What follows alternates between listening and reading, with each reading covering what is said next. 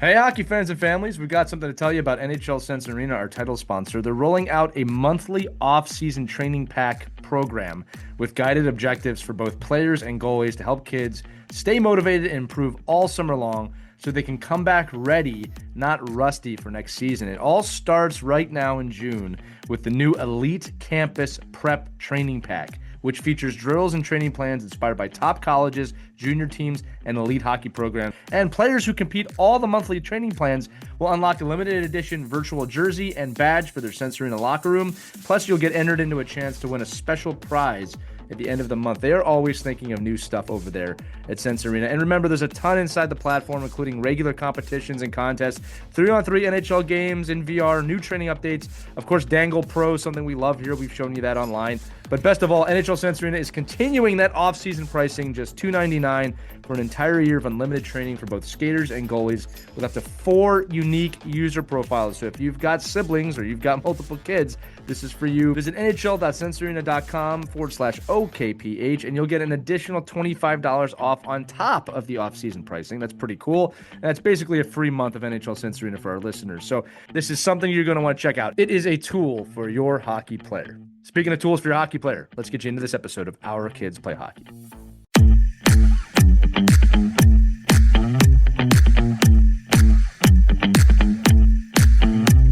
Hello, hockey friends and families. A little disclaimer before this episode. This is going to be a two-parter. We talked to Hayley Scamurra about her entire championship journey, thinking this will take 45 minutes. It took an hour and a half, and all of it is awesome. But we also want to respect your time.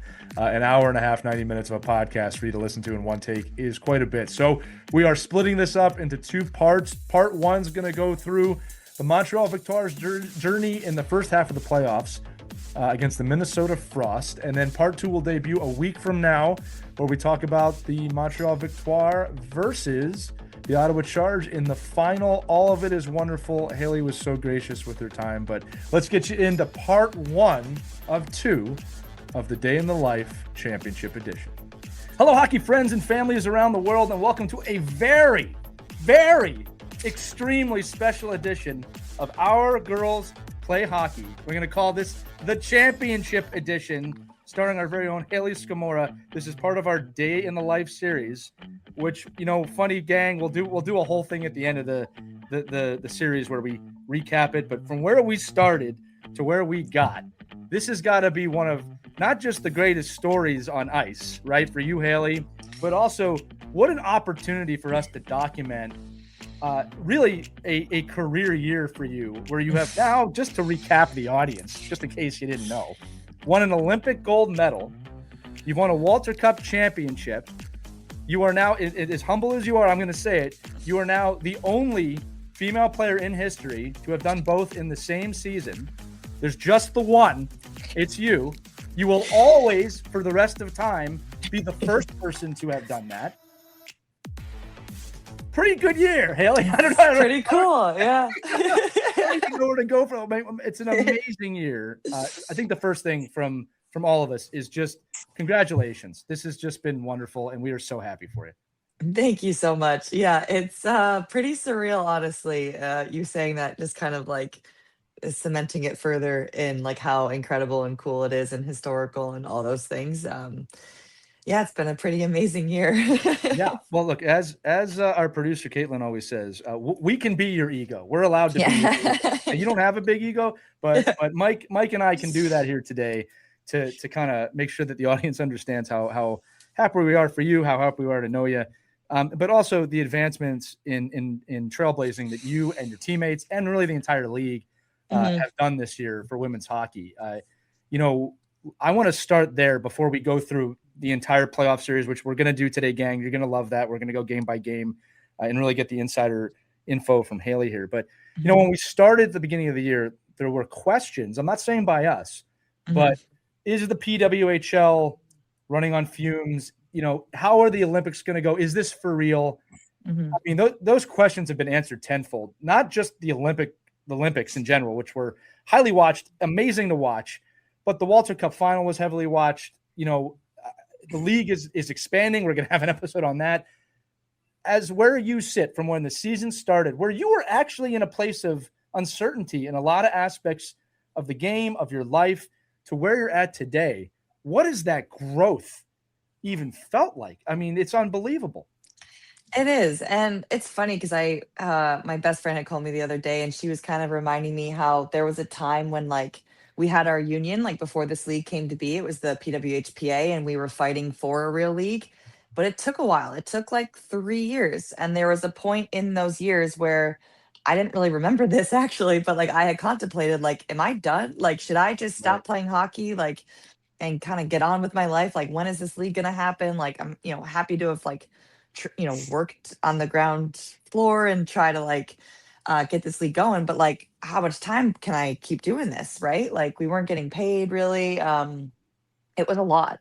And I was training by myself. So it was kind of lonely and isolating at times. And so having her kind of point that out made me realize just how far we've come in such a short amount of time. And now we're a 12-team league, breaking records all the time. Like, it just keeps happening. Honestly, it's like a attendance record gets broken. Literally the next week, it gets broken again. And it's just so incredible to be a part of it and to continue to be a part of it and continue growing it. And um, just having it's been so fun. It's been incredible. I gotta say this. We're gonna celebrate you heavily here today, Hayley, and I know the audience wants us to do this, but we've got to take a moment based on what you just said, because like I really want our audience to wrap their heads around this, of the level of uncertainty you just described Mhm. to where we are at today, where you are going to be in a parade. We're recording this on May 29th, tomorrow, for your Yeah. championship, and you're playing. I mean, we have to give a shout out to really every woman, every player, every coach, every person involved in this, every man too, that allowed this to happen. Because from day one, it's not going to happen. Women's sports don't matter. To like the T-shirt of everyone watches women's sports is real. Mhm. We're getting another Ted Lasso season based on this, right? Yeah. I just want to give the shout out to anyone who is involved in pushing this forward, because it is a really important moment, and not just obviously women's sports history, but Mhm. sports history, period. Mike, I cut you off before I started talking. I'm clearly very excited. You go ahead.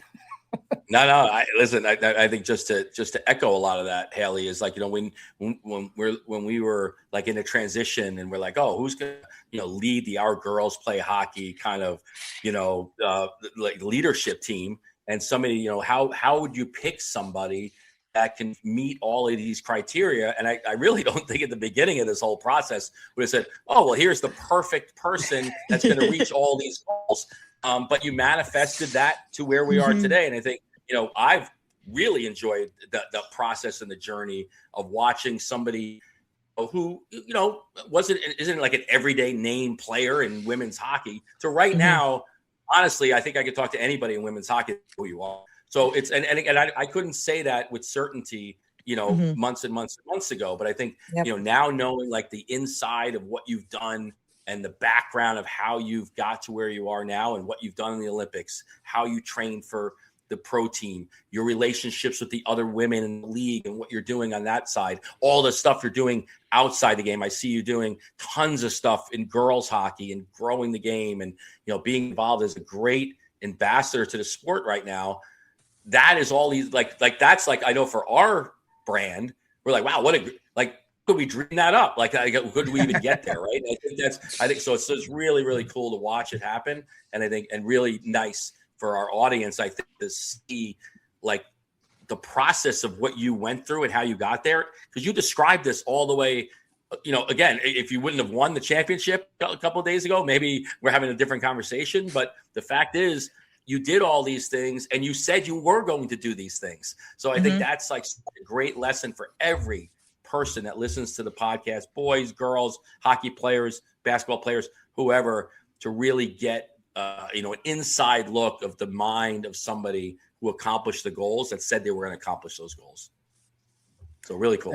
And Hayley, we're going to have to sign you to a 10-year contract before anybody else does. As much as I would love to say we knew this was going to happen in terms of when we asked you to be, the real person that knew this was going to happen this season was you, Hayley. All right. And you've been saying it every day. And it's funny because, Mike, you did make that point of like, well, if it didn't go this way, through our conversations, we knew that was not a thought for you and for us, it was, no, this is what's going to happen. Yeah. And we will talk about that. So let's get into the game. I know that's why the audience is here. Audience, just quick for you. We will do a Q&A with Hayley. I know you've been asking us for this. Let her get through her parade because you're going to have questions about that. And we'll do a Q&A episode. I promise you. We've had a lot of requests for that, Hayley, and we'll get to it. We had to do Perfect. this. We'll start like this. When we left when we last left you, that's what I'm trying to say. Say that. On Our Girls Play Hockey, we were ending the playoffs. So just to very quickly recap the season, Victoire had a pretty, hot and cold start. You were winning some games, you were losing some games. As we went into the Olympic break, towards the top half of the league, but not quite near the top of the league. And then after the Olympic break and the gold medal for you, the team went on an absolute tear, went all the way to the top of the league, clinched first place, got to choose their first playoff opponent, which was the Minnesota Frost. And that is literally where we left off, was that. So let's dive into the playoffs, right? Because now you have all the momentum. First place team, you go in and you lose the first game, 5-4 to the Frost. Tell me about that process and how that first game kind of went. Oh, man, that first game was crazy. I mean, the amount of goals that were just being scored we were like, okay, this is a weird game. Like, something is crazy going on right now. And I think I was super proud of our team that game because we just kept coming back. Like, we just kept fighting. We were like, and then the ability of us to score multiple goals in the comeback and then to continue doing that just showed the resiliency of our team that we've always had. But to do that in the first playoff game was massive. Right. We knew it wasn't our best game, kind of like top bottom, like just we were a little bit off, maybe a little nervous, maybe a little excited. And, obviously it was frustrating to lose that first game because of course everyone's talking and like, oh, you picked them and oh, are you regretting your choice now? And it's like, it's a series, Correct. And so I think with the series, it's so important to be able to like flush those games as quickly as possible. Like you don't have time to ruminate on them because it's like, you got to focus on the next one and you can't be thinking about them for that long. And so I think we did a really good job of that going into the second one. But I just think it was a huge character game for us. We should also mention this was an overtime loss, and overtime, something that became very common for your team in the playoffs. We're going to get into that obviously as we move to the second game. I think it's also important to note, Hayley, that Minnesota comes in that game. You did choose them, so there is a chip with that. We also got to mention that Minnesota has been here before multiple times. They've won back-to-back Walter Cup championships, so they do have the experience of being there and understanding what it means to win. I bring up the overtime thing because I think when you look at the parity of a league in the playoffs, overtime is such a great sounding point to prove the parity. And again, it's so razor thin, right? I mean, there are so many series, whether you look at the NHL or the PWHL, that could be a won or lost based on the outcome of an overtime. It gets really thin. And to prove that, we move to the second game. Why have one overtime when you can have three overtimes? Yeah. All right. A 1-0 win in three overtimes. We're going to have to talk about Debian in this one a little bit too. But first game's 5-4, second game's 1-0. Yeah. Which means you had 6 periods essentially of scoreless hockey. Talk to me about that hourglass flip and how that game went. Oh my gosh. That game was insane. The complete opposite of the game before. Like the goalies were just on fire. Like, and you knew that would happen. Like both of the goalies are incredible goalies. They know how to bounce back from games like that. Those kind of games don't happen very often, if at all. And they bounced back with a vengeance. And so it was we had so much. I remember we had so many chances, but then there was it that game? There was a few. Anne made some incredible saves. I don't remember if that was the windmill. Did she have the windmill save that game? I want to say no. That might have been later. Like, that's what I was going to say. Like, you know what I remember about that game is the shots were not even. I'm actually looking at the stat sheet. Like the shots were 52-38. So they were. You guys were really firing the puck. And we should actually give hats off to Rooney in that game for the amount of time she played too. And 103 minutes and 53 seconds. Crazy. All right. It's pretty crazy. Obviously both goaltenders for that one. Yeah. And I remember too, like with that game, like biggest thing I noticed with our team is like our endurance was insane. Like we were finishing overtimes and we're like, how's everyone feeling? Like everyone's like, we're feeling great. Like we could keep going. Like we're fine. And I felt like that was a huge um turning point for us in a way. Like the way we felt during that overtime, like we knew we were going to win that game. It was just a matter of time. Yeah. And I think we just felt so good on the ice for those 3 overtimes. I'm like, we've got this. Like we can beat this team. So for me, that was a big turning point for our group, and I think a huge confidence boost as well. Yeah, when you watch the broadcast for that game, you're getting to the order. Every broadcast. I don't know if you got the chance to watch any of the. Not really, no. They were fantastic, by the way. Yeah. We'll give them a shout out when we get to the finals. But one of the crazy things is, they do it like, hey, who do you think is going to score in overtime? And every person on the panel said, well, for Montreal, there's only one person. Yeah, it's like Back to the Future. There's only one person that can help me. And that's obviously Pooh. So yeah, Captain Clutch being Captain Clutch, she had 8 shots in the game.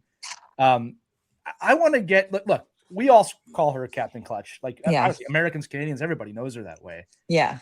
What's it like being on the team with someone like that, and then like watching her do that?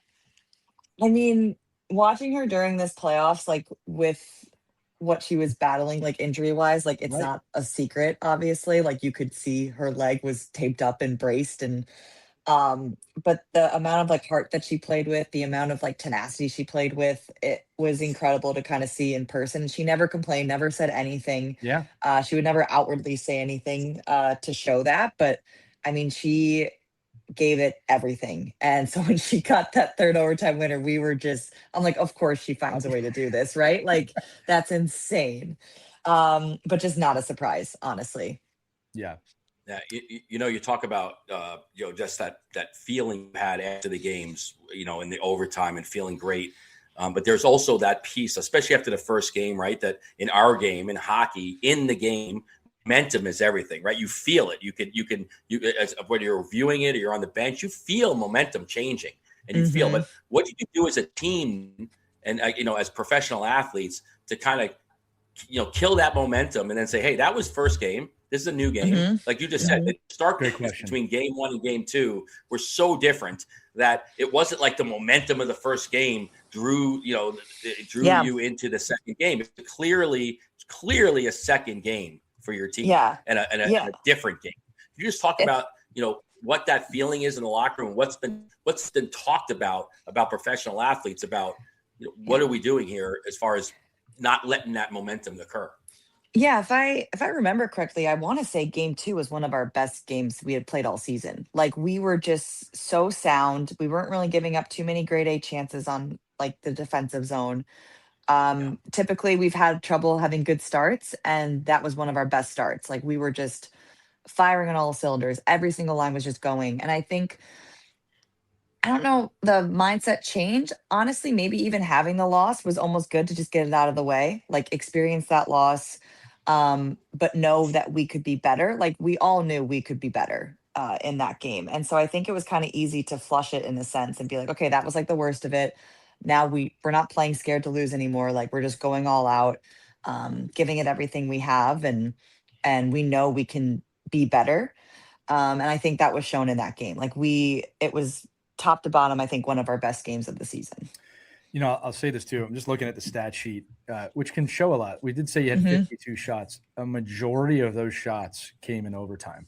Which is pretty interesting when you think about it. In fact, Minnesota outshot you in the second and the third. All right. I mean, it's an interesting stat when you look at it, how evenly matched these two teams are. But when you take 52 shots and one goes in, both teams are playing great, like you said. And Hayley, I'm going to say this too. In this game, you probably don't realize this. You had 4 shots on net, which is a lot for you in one game.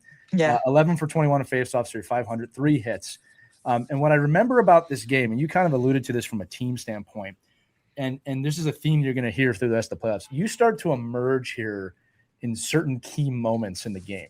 Yeah. Right. And we had seen this being built. I'm going to say this now that the season's over. Towards, in the second half of the season, I noticed you were getting crucial minutes at crucial times. All right. Whereas at the start of the season, I didn't feel that was happening. All right? I didn't feel you were getting put out there. I'm obviously, that, right? Yeah. But now I'm starting to see you in overtime situations key defensive moments. Mhm. I'm bringing this up now, gang, because we're at the awards time of the year.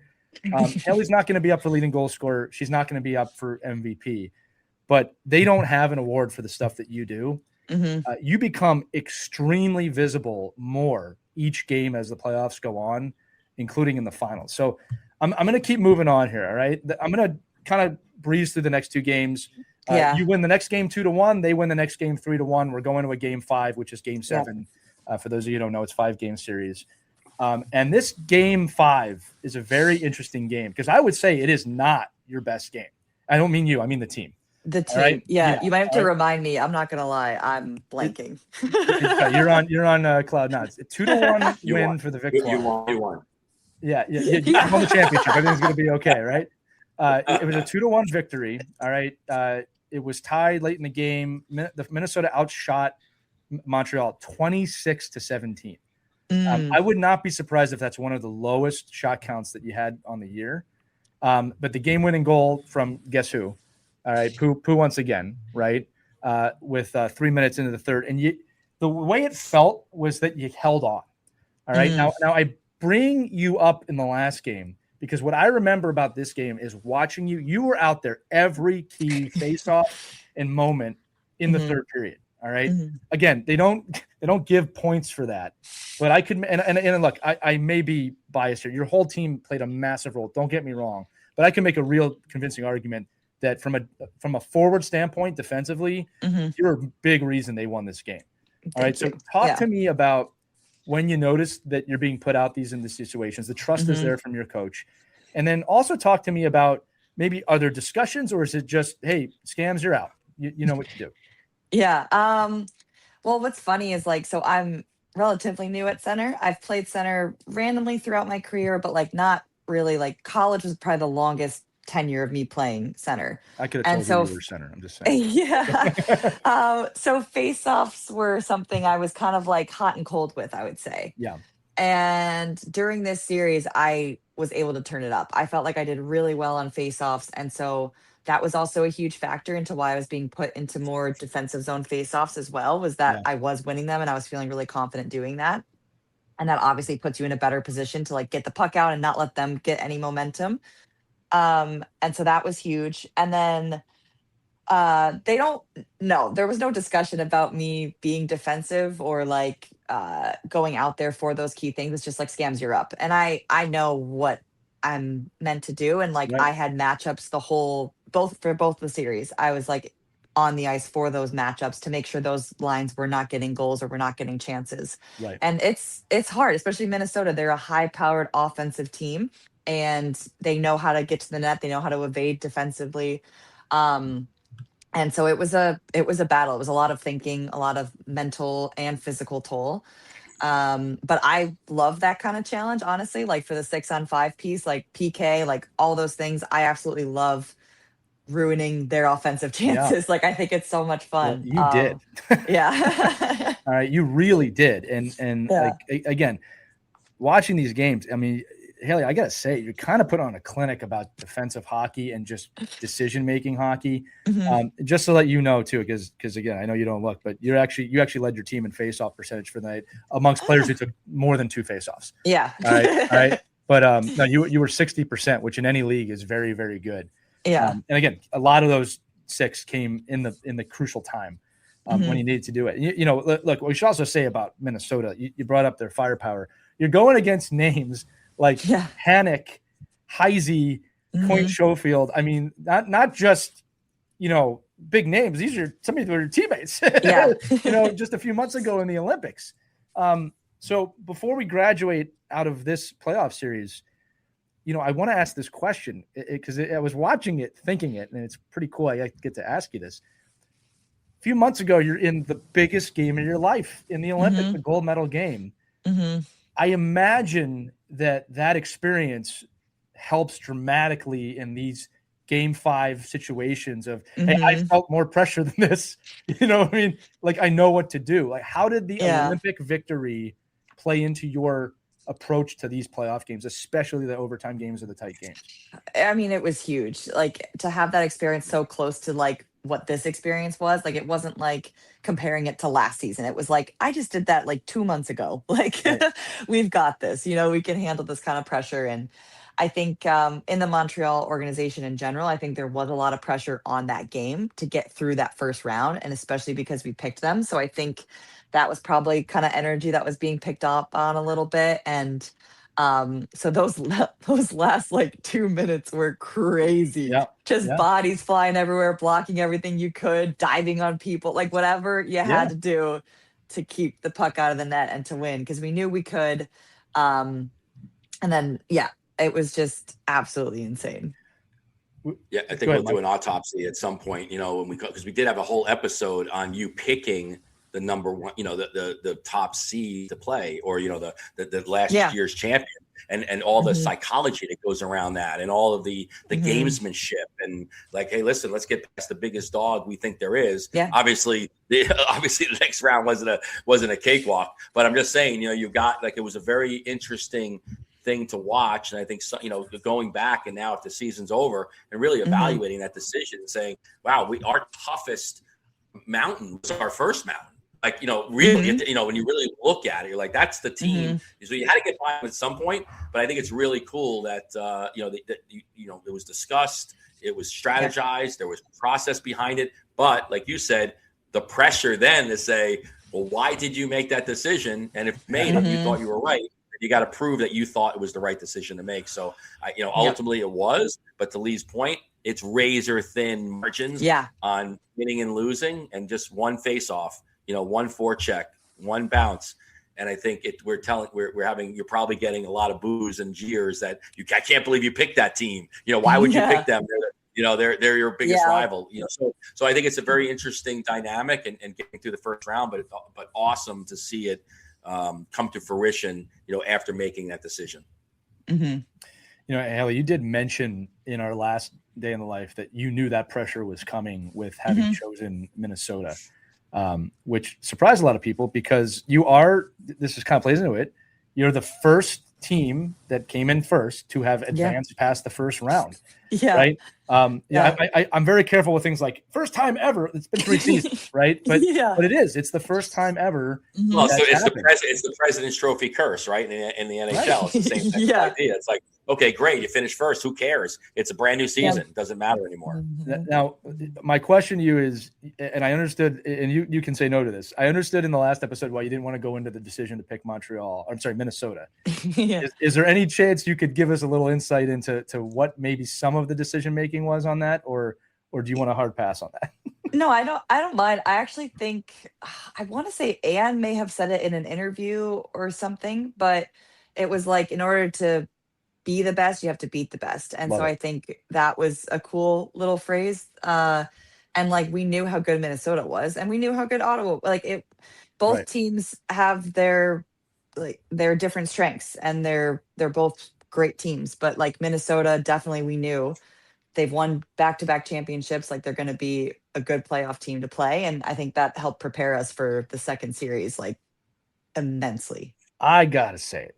I love it. You look into the face of the lion and you want to fight the lion. And I'll tell you what, for the kids and the parents listening that go to your youth tournaments and you have these discussions of who would be the easiest, the pros don't do that. They want the hardest. All right. I'm going to say again, echoing you, everyone's hard in this league. Don't get me wrong. That works now. But I mean, I will say this, there's got to be some front office discussion, because it does come down to business too, right? Like, how do we squeak out? Can we get 7 games? Can we get, 6, get 4 more home games or 2 more home? Like, come into, like, these are real life decisions getting made at the professional level. Like, this isn't some weekend tournament up in Rochester. Like, this is real tournament that has implications to say, wow, if we make it through the first round, we've made a lot more money, and we've got a lot more exposure to who we are. So it's a real risk. It's a real thought process of saying, it's not just a, hey, we think we're just going to go after the big dog. We want to expand this out as long as we can. What I'm going to add on to that, Mike, is to the kids listening and the coaches listening. I agree with you on this too, but I do think that there's a certain competitive honor in understanding that your brain should not just default to who's going to be easiest. right? Because I'm not going to say that's like a loser's mentality. I'm not. I'm really not. But the other one is a championship mentality. All right. And look, there could be matchups that you're looking at. There could be a lot of things. You know, something nobody talks about, Hayley, is the other teams you had to choose from, right? It's not like Boston is like, you know, a pushover here. Now, I'm going to be honest with you. As a fan of the league, I know Ottawa had been to the final previously, but I was a little surprised that they defeated Boston in the way that they did. Ottawa kind of cruised into that final. Yeah. What were your thoughts on that watching? Because, again, just reiterating what I was saying, you choosing Montreal kind of almost created this. I mean, it created this other matchup, right? So was there any thought into that? And then what were just your general thoughts on the Ottawa-Boston series from what you could see? Yeah, no thoughts necessarily on what the other matchup would be based on our pick, I would say. Excuse me. It was more so what was interesting is Ottawa had beaten Boston in the regular season in their series. But again, they were all razor thin. It was like overtime shootouts, right? So we kind of knew for viewers watching it, it would be a tight series. Right. For sure. And I mean, I think Gwen Phillips has proven like what she does during playoffs, which is like insane. And Frankel too. She played incredible. There was just some, you know, there was a few crazy bounces. There was, you know, Boston just not able to get it past Gwen at times. I think Ottawa also plays really, really physical.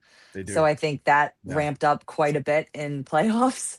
And so I think those were huge factors in that series. And yeah, it was interesting. I was surprised as well. I thought Boston was maybe going to find a way to close it out, but they had that weird like 6-day break between the games, which I think was also kind of like was interesting. You know, we also had a back-to-back game during our series, so there was like the two extremes a bit, which, you know, I don't think that really factors in necessarily to like an advantage for either team, but it was something that was interesting.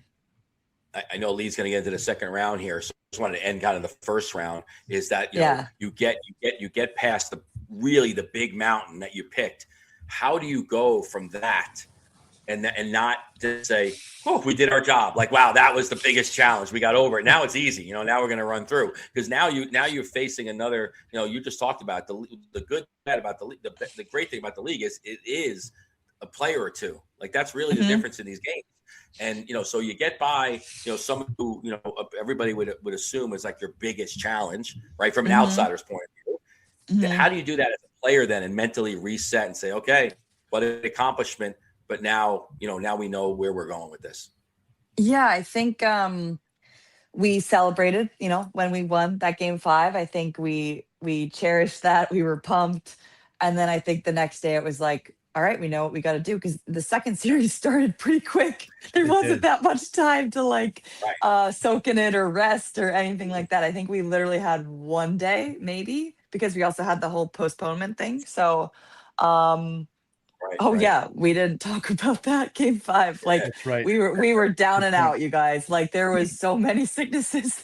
Let me rewind back for the audience. So game 5. I'm glad you brought that up because I forgot about it too. I did too. Game 5 of the series was postponed due to illness, and I'm gonna be honest with you, Hayley. Like we all of us here at our girls' crew were like, look, we don't want to bother you to win the playoffs, but even I was like, hey, are you okay? Because like the only report we got was illness, and I'm like, I actually had flashbacks to COVID with the NWHL when they had to cancel the tournament, but.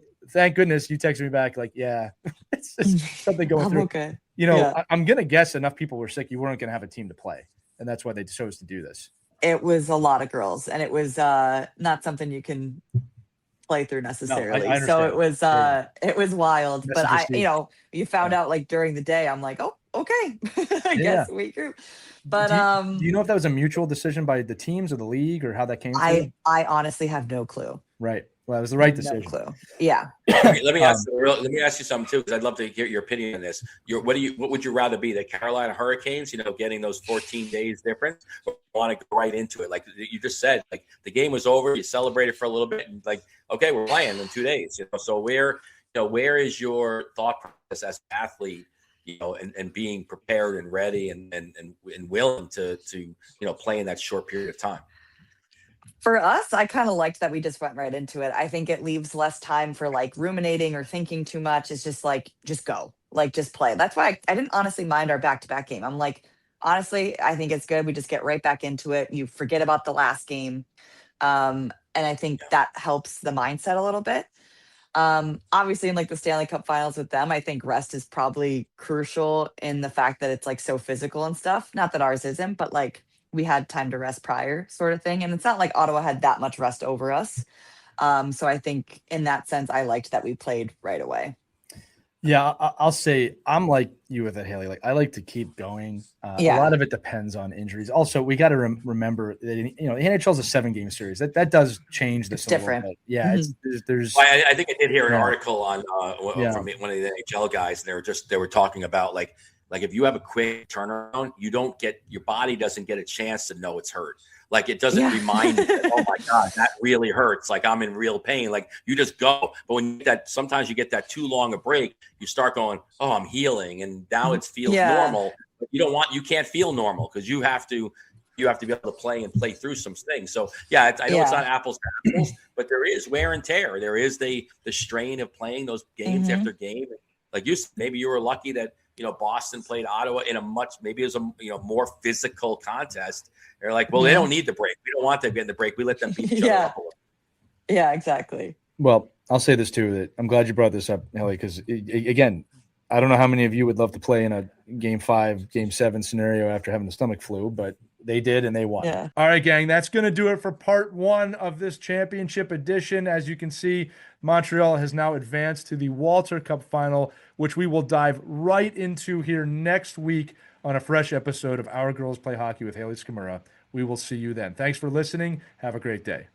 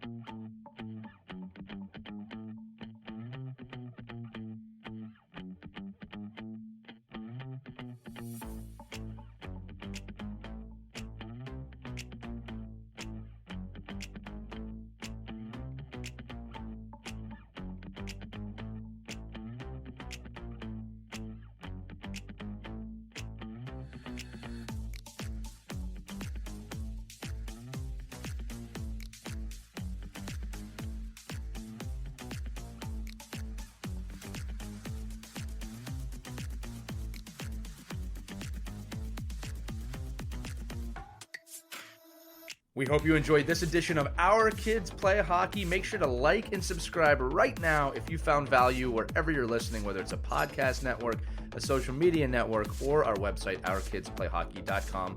Also, make sure to check out our children's book, When Hockey Stops, at whenhockeystops.com. It's a book that helps children deal with adversity in the game and in life. We're very proud of it. But thanks so much for listening to this edition of Our Kids Play Hockey, and we'll see you on the next episode.